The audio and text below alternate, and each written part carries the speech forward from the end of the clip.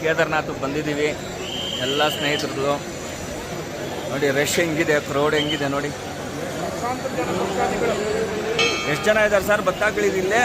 ಸ್ವಾಮಿ ಲಕ್ಷಾಂತರ ಜನ ಭಕ್ತಾದಿಗಳು ಸ್ವಾಮಿ. ಹಾಂ, ಈ ಥರ ಇದೆ ಕೇದಾರ್ನಾಥ್